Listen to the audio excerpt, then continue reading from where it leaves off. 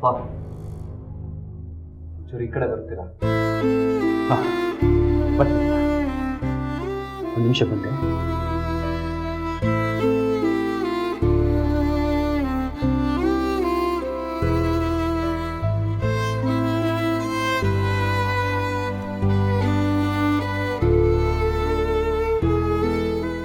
ಅಪ್ಪ, ರಾಘವ್ ಅಥವಾ ಲಕ್ಷ್ಮಿಗೆ ಏನಾದರೂ ಅಪಾಯ ಇದೆಯಾ?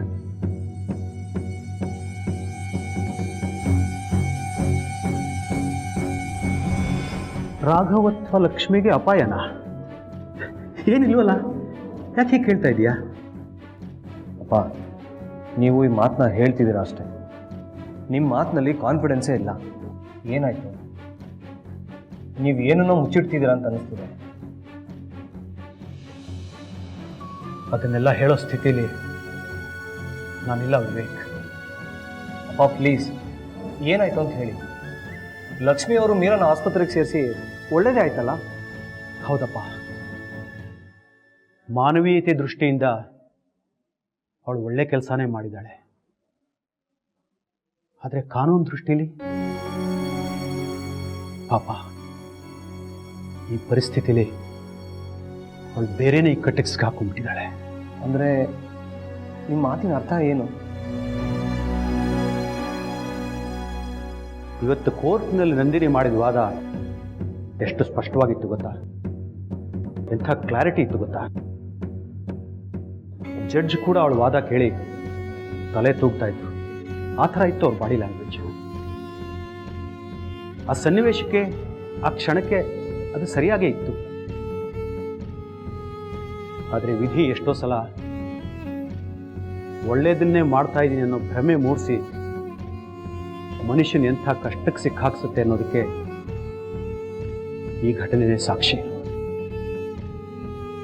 ಆ ಸ್ಥಳದಲ್ಲಿ ಬೇರೆ ಯಾರೇ ಇದ್ದು ಮೀರಾನ ಆಸ್ಪತ್ರೆಗೆ ಸೇರಿಸಿದ್ರು ಲಕ್ಷ್ಮಿಗೆ ಯಾವ ತೊಂದರೆನೂ ಆಗ್ತಾ ಇರಲಿಲ್ಲ. ಆಗೋದಕ್ಕೆ ನಾನು ಬಿಡ್ತಾನೂ ಇರಲಿಲ್ಲ. ಲಕ್ಷ್ಮಿ ಒಳ್ಳೆತನ, ಅವಳ ಮುಗ್ಧತೆ ಇವೇ ಅವಳನ್ನ ಕಷ್ಟಗಳಿಗೆ ಈಡು ಮಾಡ್ತಾ ಇದೆ.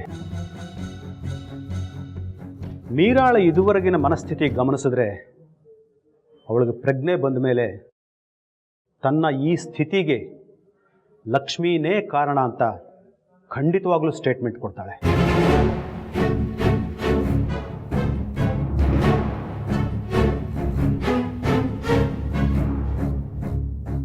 ಅಕಸ್ಮಾತ್ ಲಕ್ಷ್ಮಿ ಅವರೇ ಇದನ್ನೆಲ್ಲ ಪ್ಲಾನ್ ಮಾಡಿದ್ರೆ ಮೀರಾ ಅವ್ರನ್ನ ಹಾಸ್ಪಿಟ್ಲಿಗೆ ಕರ್ಕೊಂಬಂದು ಸೇರಿಸೋ ಅವಶ್ಯಕತೆನೇ ಇರಲಿಲ್ವಲ್ಲಪ್ಪ.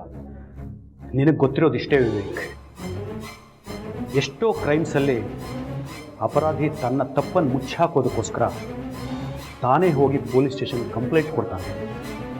ತೊಂದರೆಗೆ ಒಳಗಾದವ್ರಿಗೆ ತಾನೇ ಮುಂದೆ ನಿಂತು ಸಹಾಯ ಮಾಡೋ ನಾಟಕ ಆಡ್ತಾನೆ.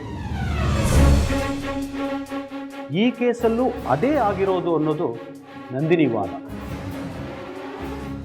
ಮೀರಾ ಏನಾದರೂ ಲಕ್ಷ್ಮಿ ವಿರುದ್ಧ ಒಂದೇ ಒಂದು ಹೇಳಿಕೆ ಕೊಟ್ಟರೆ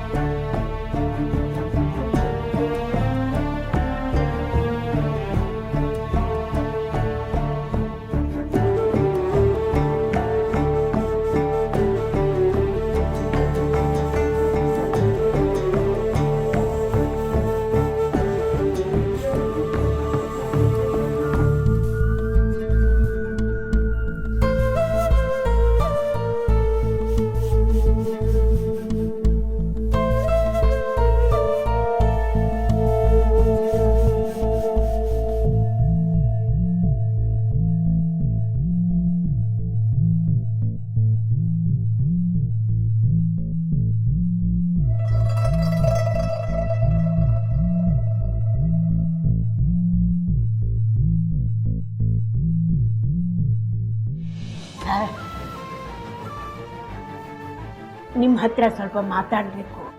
ಹೇಳಿಮ್ಮ. ನೀವು ತಪ್ಪು ತಿಳ್ಕೋಬಾರ್ದು. ನನ್ನ ಮಾತು ತಪ್ಪಾಗಿದ್ರೆ ಒಂದು ನೊಂದಿರೋ ತಾಯಿ ಹೃದಯ ಮಾತಾಡ್ತಿದೆ ಅಂತ ತಿಳ್ಕೊಂಡು ಕ್ಷಮಿಸ್ಬಿಡಿ. ಹೇಳಿಮ್ಮ. ನಿಮ್ಮ ಮಗ ಸೊಸೆ ಒಂದಾದರು ಅದೇ ರೀತಿ ದೇವರ ದಯದಿಂದ ನನ್ನ ಮಗ ಸೊಸೆ ಒಂದಾದ್ರೆ ಅಷ್ಟೇ ಸಾಕು ಸರ್.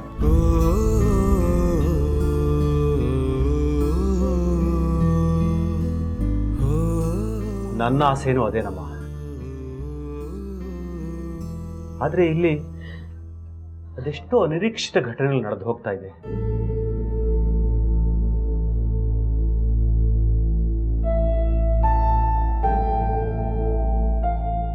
ಅದು ಅದು ಪರವಾಗಿಲ್ಲ ಹೇಳಿಮ್ಮ. ಹೇಗೂ ನಿಮ್ಮ ಸೊಸೆ ನಿಮ್ಮ ಸಂಸಾರಕ್ಕೆ ಬಂದಿದ್ದಾರೆ. ಅವ್ರಿಗೆ ಹೇಳಿ ನನ್ನ ಮಗನ ವಿರುದ್ಧ ವಾದ ಮಾಡೋದು ಬೇಡ ಅಂತ ಹೇಳ್ಬೋದಲ್ವೇ ಸರ್?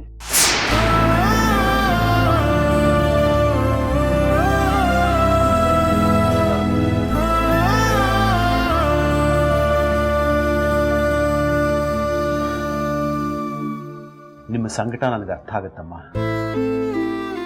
ನಿಮ್ಮ ಜಾಗದಲ್ಲಿ ಬೇರೆ ಯಾರೇ ಇದ್ದಿದ್ರು ಇದೇ ರೀತಿನೇ ಕೇಳ್ತಾ ಇದ್ರು. ಆದರೆ ನಾನು ಹೇಗೆ ರಾಘವ ಮತ್ತು ಲಕ್ಷ್ಮಿ ಪರವಾಗಿ ವಾದ ಮಾಡ್ತಿದ್ದೀನೋ ಅದೇ ರೀತಿ ನಂದಿನಿ ಮೀರಾ ಪರವಾಗಿ ವಾದ ಮಾಡ್ತಾಳೆ. ಅದು ಸರ್ಕಾರದ ಕಡೆಯಿಂದ. ಈಗ ನಿಮ್ಮ ಪ್ರಕಾರ ನಾನು ನಂದಿನಿಗೆ ವಾದ ಮಾಡಬೇಡಮ್ಮ ಈ ಕೇಸಲ್ಲಿ ಅಂತ ಹೇಳ್ಬೋದು. ಆದರೆ ಆಗ ಸರ್ಕಾರ ಬೇರೊಬ್ಬ ಪ್ರಾಸಿಕ್ಯೂಟರ್ ನೇಮಿಸುತ್ತೆ,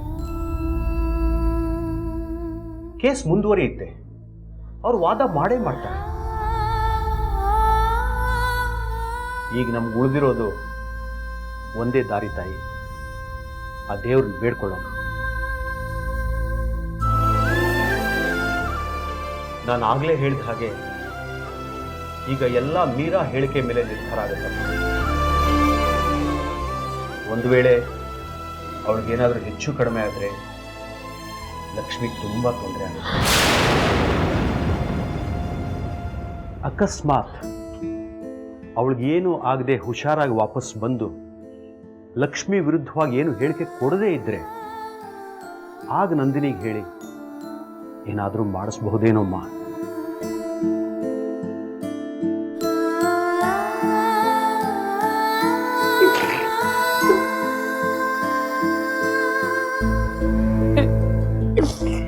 ಅಯ್ಯೋ ದೇವ್ರೆ, ಅವಳು ಸತ್ರು ಅಪಾಯ, ಅವಳು ಬದುಕ ಬಂದ್ರೂ ಅಪಾಯ. ಅವಳು ಬದುಕ ಬಂದ್ರೆ ಖಂಡಿತ ಲಕ್ಷ್ಮಿ ವಿರುದ್ಧ ಹೇಳೇ ಹೇಳ್ತಾಳೆ. ಅಯ್ಯೋ ದೇವ್ರೆ, ನಮ್ಮನೆ ಅಂತ ಕಷ್ಟ ಸಿಕ್ಕಿಪ್ಪ.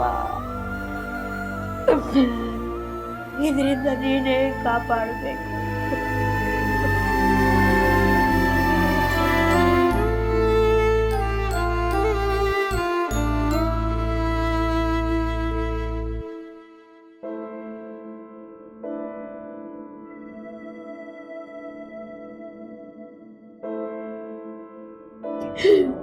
ಡಾಕ್ಟರ್ ಬಂದ ಬನ್ನಿ.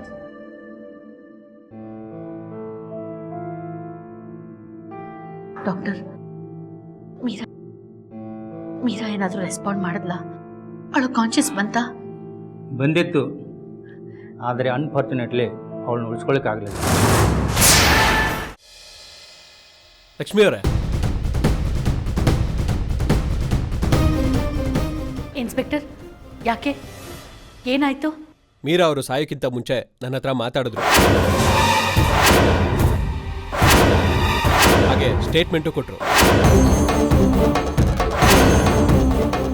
ಹಾಗಾದ್ರೆ ಮೀರಾ ಏನಂತ ಸ್ಟೇಟ್ಮೆಂಟ್ ಕೊಟ್ಟಿದ್ದಾಳೆ ಇನ್ಸ್ಪೆಕ್ಟರ್?